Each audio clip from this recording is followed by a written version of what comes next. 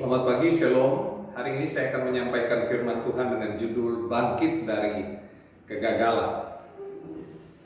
Tidak ada seorang pun di dunia ini yang tidak pernah mengalami kegagalan, termasuk di dalamnya orang yang percaya kepada Yesus. Jadi artinya bahwa kita nggak gagal sendirian. Paling nggak kita punya teman-teman yang sama-sama pernah merasakan kegagalan dalam hidup ini. Namun masing-masing kita punya respon yang berbeda ketika meresponi kegagalan dalam hidupnya. Nah, kegagalan bukanlah impian atau dambaan setiap orang, karena tentu sebagai manusia kita merindukan supaya kita berhasil, supaya kita mengalami kesuksesan dalam sebuah pencapaian kita. Theodore Roosevelt pernah berkata demikian, satu-satunya orang yang tidak pernah melakukan kesalahan adalah orang yang tidak pernah melakukan apa-apa. Jadi kalau kita tidak pernah merencanakan sesuatu, itu artinya kita sedang merencanakan untuk gagal. Tentu selama hidup kita tidak mungkin kalau kita tidak melakukan sesuatu. Kita pasti melakukan sesuatu, itu sebabnya kita harus bersiap-siap untuk mengalami yang namanya kegagalan.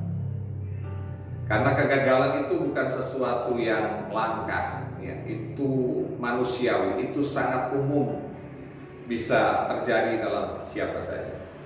Bahkan dalam Alkitab, tokoh-tokoh perjanjian lama, perjanjian baru pun pernah mengalami yang namanya kegagalan, tapi mereka berhasil bangkit dari kegagalan karena mereka mengelola kegagalan itu dengan baik. Mereka menjadikan kegagalan itu sebagai sebuah batu loncatan untuk mencapai keberhasilan. Ada Musa yang pernah gagal, ada Daud, ada Elia, ada Petrus, dan tokoh-tokoh Alkitab lainnya.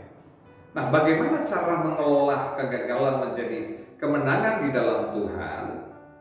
Hanya ada satu kalimat, bangkit lagi. Bangkit lagi.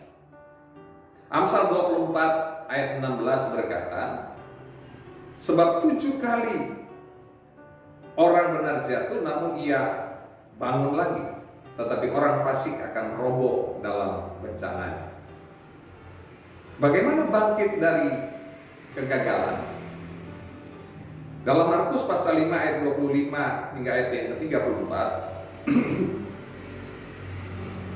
ada seorang perempuan yang pendarahan yang diceritakan di sana.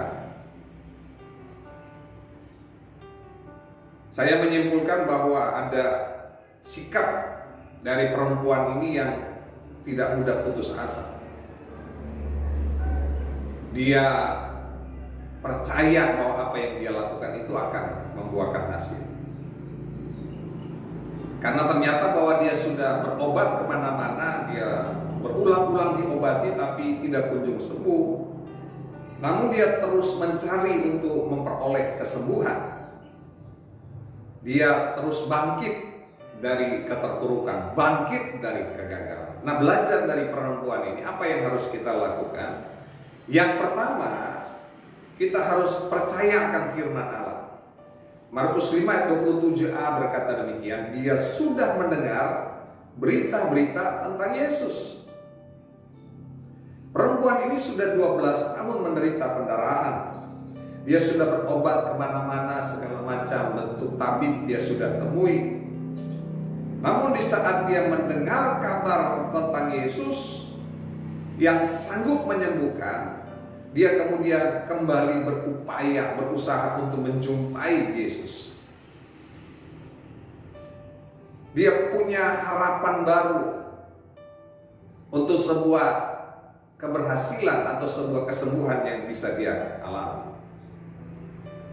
Mempercayai akan firman Tuhan artinya percaya akan setiap janji Tuhan. Berita tentang Yesus yang dia dengar membangkitkan iman percaya. Alkitab berkata iman timbul dari pendengaran, pendengaran akan firman Kristus. Mempercayai firman Tuhan bahwa mempercayai seluruh janji Tuhan dalam hidup kita. Yeremia 29 ayat 11 berkata, sebab aku ini mengetahui rancangan-rancangan apa yang ada padaku mengenai kamu. Demikianlah firman Tuhan, yaitu rancangan damai sejahtera dan bukan rancangan kecelakaan, untuk memberikan kepadamu hari depan yang penuh harapan. Amsal 23 ayat 18 berkata, karena masa depan sungguh ada dan harapanmu tidak akan hilang.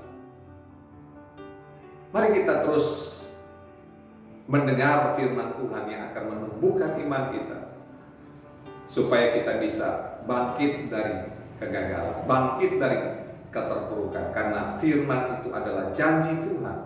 Dan janji Tuhan kita bukan ada di situasi yang gagal. Janji Tuhan bahwa ada tangan Tuhan yang akan menopang kita ketika kita jatuh tidak sampai tergeletak. Janji Tuhan yang memberikan masa depan, hari depan yang penuh harapan bagi kita. Dan itu yang akan menguatkan kita untuk bangkit kembali. Yang kedua,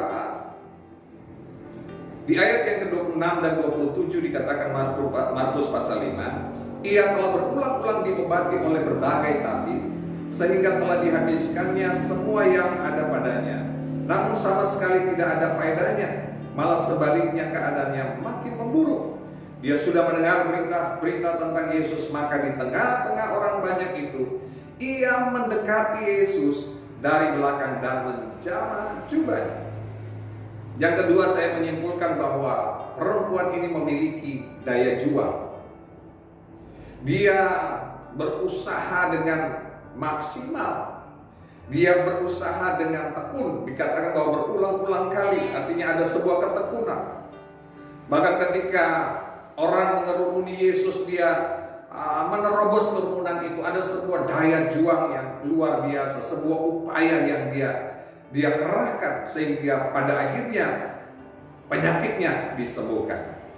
Wanita ini ketika mengalami kegagalan tidak menjadi orang yang pesimis, mengurung diri, tapi karena dia mendengar tentang Yesus, dia keluar dari penjara rumahnya, dia keluar dari tatapan orang banyak, dia keluar dari segala bentuk rintangan-rintangan yang bisa menghalangi dia. Orang yang memiliki daya juang, dia akan melangkah, melewati, menerobos segala logika, dia akan menerobos segala rintangan-rintangan. Itu sebabnya orang percaya harus memiliki daya juang yang tinggi. Katakan amin. Bukan karena kekuatan kita, karena Paulus berkata segala perkara dapat kutanggung di dalam Dia, di dalam Yesus yang memberi kekuatan kepadamu. Katakan amin. Jadi karena ada Yesus yang memberi kekuatan kepada kita, maka kita punya daya juang, ada power, ada kuasa di dalam kehidupan kita. Ada dua orang petani yang sama-sama mengalami kegagalan panen. Yang satu kemudian menyesali, meratapi, dan akhirnya mengurung diri. Tetapi yang satu, dia awalnya juga meratapi, dia menangis, tapi dia tidak mengurung diri. 2 hari kemudian dia mengolah kembali. Setelah 3 bulan berlalu, petani yang satu tetap meratapi, menyesali, tetapi petani yang kedua dia sudah menikmati hasil panen dari olahannya itu. Sama-sama mengalami kegagalan, tapi reaksi petani yang satu berbeda. Dia petani yang punya daya juang, dia petani yang ulet, dia bangkit dari kegagalannya. Dan untuk bangkit lagi kita harus memiliki daya juang. Sekali lagi, punya daya juang. Artinya tidak putus asa karena kita tidak berfokus pada apa yang kita lihat, kenyataan apa yang sedang kita alami hari ini. Yang ketiga, Bapak Ibu Saudara, apa yang dilakukan oleh perempuan ini? Dia bertindak sesuai iman. Di ayat yang ke-28 dalam Markus pasal 5 dikatakan, sebab katanya, asal ku jamah saja jubah Yesus, aku akan sembuh. Perempuan ini menyentuh jubah Yesus dan ada iman yang menyertainya sehingga terjadi kesembuhan. Lakukan segala sesuatu, Alkitab berkata, dengan iman.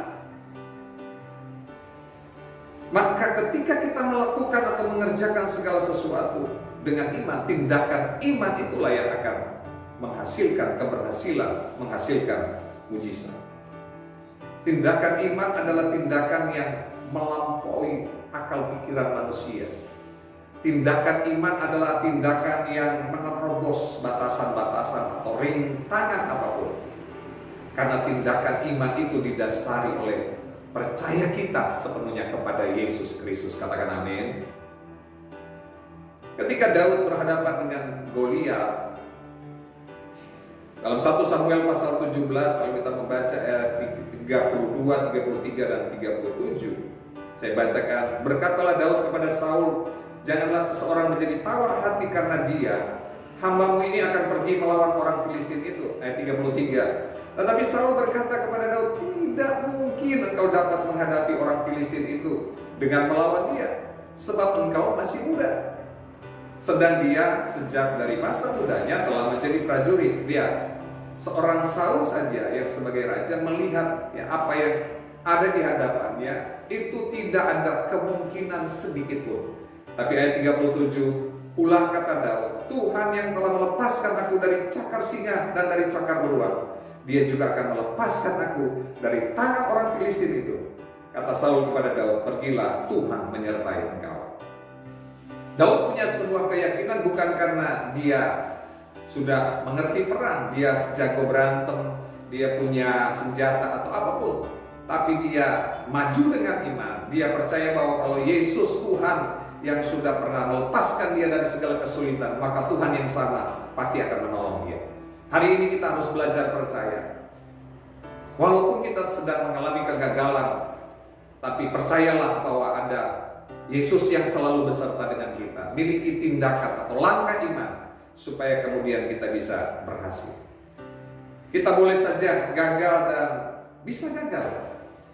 Kita harus menerima kenyataan itu karena sekali lagi bahwa tidak ada satu orang pun manusia yang tidak pernah mengalami kegagalan.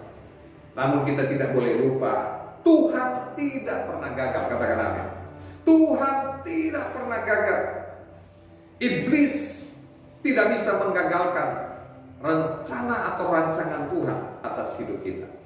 Bukankah tadi Yeremia 29 bahwa kita punya rancangan yang disiapkan Tuhan itu adalah rancangan masa depan yang penuh harapan. Katakan amin. Seburuk apapun kegagalan yang kita alami, itu tidak akan mengurangi nilai kita di hadapan Tuhan. Ketika kita berusaha bangkit lagi, Tuhan pasti menolong kita. Kita tidak boleh terbelenggu oleh masa lalu, karena kemenangan kita itu ada di depan. Katakan amin. Jadi jangan masa lalu yang menghantui kita, yang bilang kamu gak mungkin bisa berhasil.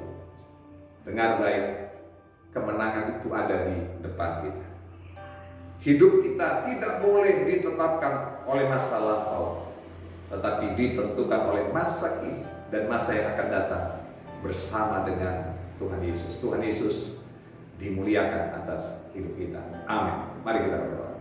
Bapak, terima kasih untuk kebenaran firman-Mu. Hari ini kami mau terus bangkit dari kegagalan, karena kami percaya akan firman-Mu, akan janji-janji-Mu, sehingga kami tidak putus asa, kami tidak menyerah pada kegagalan, karena kami tahu ada Tuhan, ada Yesus yang selalu bersama-sama dengan kami. Berkati semua umat-Mu yang hari ini mendengarkan firman-Mu, biar kami bangkit bersama dengan Engkau. Di dalam nama Yesus hamba berdoa, yang sakit sembuh, yang lemah dikuatkan, yang susah dihiburkan. Dalam nama Tuhan Yesus Kristus. Terima kasih Bapa. Kasih anugerah dari Bapa di surga, cinta dari Tuhan kita Yesus Kristus, kekuatan penghiburan, pengurapan dari Roh Kudus, menyertai kita mulai hari ini sampai selama-lamanya. Terimalah segala berkat ini di dalam nama Tuhan Yesus Kristus. Semua yang percaya diberkati Tuhan, katakan bersama, amin. Selamat hari Minggu, Tuhan Yesus memberkati kita semua.